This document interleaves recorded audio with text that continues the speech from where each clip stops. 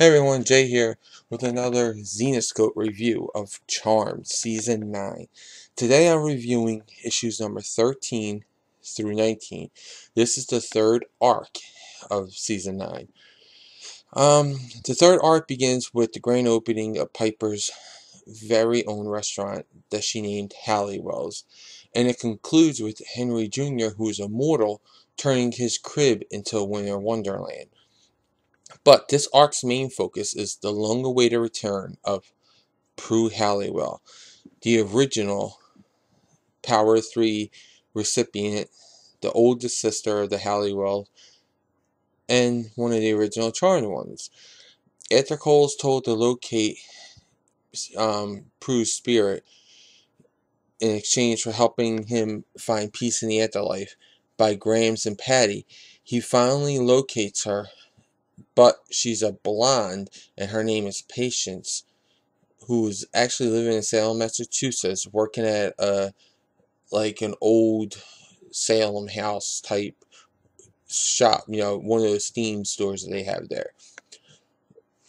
Cole goes up to her and tells her, "Look, I know you're Prue," and after she tries to evade him, she tells him what happened. She was never really allowed to move on after she died. Her spirit was never allowed to finally move on into the afterlife. Due to the prophecy of the Charmed Ones, it kept her tied to her sister. Since the prophecy was unfulfilled, she couldn't actually move on and make that final push away from them. She even tried guiding Phoebe and Piper to finding Paige in hopes that if Paige comes into her powers, it would break the connection and Prue can move on and would let the sisters come into their full power and fulfill their destiny. But it didn't work. What happened instead was the power that Prue had was split between her and Paige. Prue went and, kind of went on a spiritual journey on the astral plane where she found a witch that Chiron, the soul collector, had gone after. Now, the witch was the blonde Patience, who was left in a coma and has no chance of recovery ever. She was brain dead. And Prue decided to take over her body and decided to stay as far away from the Charmed Ones as she could think of to not interfere with the Power 3. She felt that if she got close to them, it would weaken them instead of strengthening them, because there was never a Power 4 prophecy. Prue chose to stay away and live that life until Cole found her. But he wasn't the only one who found her, because Paige got a new charge, a telekinetic witch named Sarah. And she just happens to be working the same place that Patience, who is also Prue, works at, the Salem Tour House. Paige shows up and looks for Sarah at the house, and however, who she finds is Cole. And Cole is telling her, "You can't go in there. Don't go in there." And despite him telling her that, nothing good is behind there and all that, she orders into the house where she meets Patience, not knowing that it's Prue. And the two touch, causing their powers to send them both flying away. After they recover, Patience tells Paige that she's actually Prue. At first, Paige doesn't believe her. She's like, "Yeah, whatever." But they go to the Halliwell Manor, where after 7 years, Prue, who is still, looks like Patience, Piper and Phoebe see her and they're like, "Oh my God, we know that soul anywhere." They recognize her soul and they finally reunite with a hug. In spite of the reunion, the presence of Prue causes the sisters' powers to go haywire. They're not working, they're overworking, everything's going crazy with it. Because the Charmed prophecy never spoke of the power of 4. The reunion of the 4 sisters actually causes their individual and collective powers to go out of control. Like, Phoebe's jumping miles instead of the levitating a little. She's like leaping over tall buildings in a single bound. And Paige decides she needs to fix this. So she comes up with a potion to strip her of her powers. But Cole tells Prue, look, you know the reason why you never really moved on isn't because of the prophecy. It's because you can't let go. You need to let go of the power 3 and move on. So Prue takes it and she's stripped of her Warren witch powers, but still left with the innate witch powers because she's in the body of a witch. So she can still cast smaller spells and do potions, but she can't do the power 3 spells anymore. So with that done, Prue leaves and returns to Salem, Massachusetts with Cole, who will help her train the new witches that she was trying to do before Cole found her, in order to atone for his evil past that he had. Story-wise, it was good.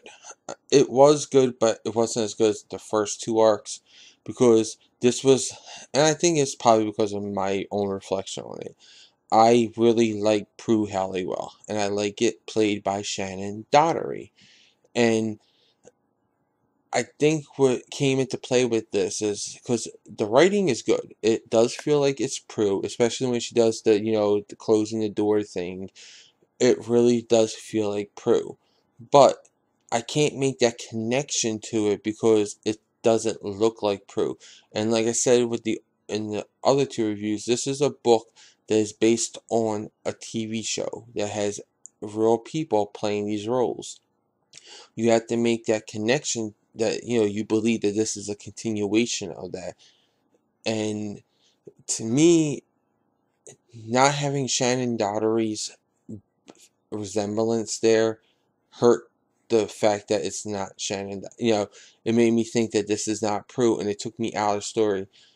But I did like I'm not sure even where this came from, because there's a show called Drop Dead Diva where where someone dies and they possess another person's body, and they come back and they live their life as it, and there's like all these rules and blah blah blah. But I'm wondering, because this came out around the same time that the show did. Did this take it from the show, or did the show take it from this, or was it just a coincidence? I'm thinking a coincidence, because I don't think either one would take anything from them, but it's pretty cool that it did happen like that.